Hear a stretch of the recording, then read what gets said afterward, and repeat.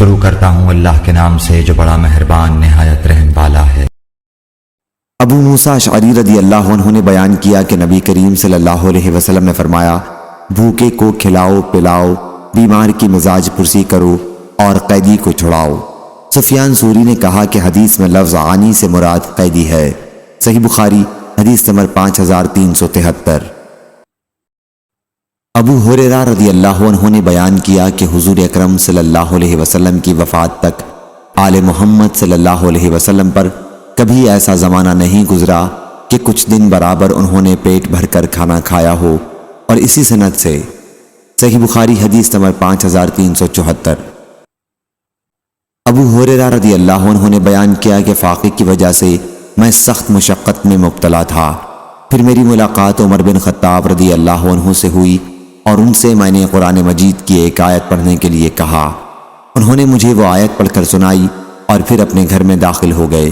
اس کے بعد میں بہت دور تک چلتا رہا، آخر مشقت اور بھوک کی وجہ سے میں منہ کے بل گر پڑا۔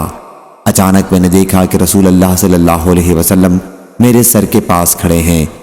حضرت صلی اللہ علیہ وسلم نے فرمایا، اے ابو ہریرہ رضی اللہ عنہ۔ میں نے کہا، حاضر ہوں یا رسول اللہ صلی اللہ علیہ وسلم، تیار ہوں۔ پھر حضرت صلی اللہ علیہ وسلم نے میرا ہاتھ پکڑ کر مجھے کھڑا کیا۔ آپ سمجھ گئے کہ میں کسی تکلیف میں مبتلا ہوں۔ پھر آپ مجھے اپنے گھر لے گئے اور میرے لیے دودھ کا ایک بڑا پیالہ منگوایا۔ میں نے اس میں سے دودھ پیا۔ حضرت صلی اللہ علیہ وسلم نے فرمایا، دوبارہ پیو ابو ہریرہ۔ میں نے دوبارہ پیا۔ حضرت صلی اللہ علیہ وسلم نے فرمایا، اور پیو۔ میں نے اور پیا، یہاں تک کہ میرا پیٹ بھی پیالے کی طرح بھرپور ہو گیا۔ ابو ہریرہ رضی اللہ عنہ نے بیان کیا کہ پھر میں عمر رضی اللہ عنہ سے ملا اور ان سے اپنا سارا واقعہ بیان کیا اور کہا کہ اے عمر رضی اللہ عنہ، اللہ تعالیٰ نے اسے اس ذات کے ذریعے پورا کرا دیا جو آپ سے زیادہ مستحق تھی۔ اللہ کی قسم، میں نے تم سے آیت پوچھی تھی، حالانکہ میں اسے تم سے بھی زیادہ بہتر طریقے پر پڑھ سکتا تھا۔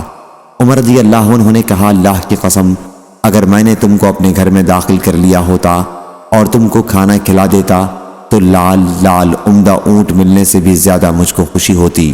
صحیح بخاری حدیث نمبر 5375۔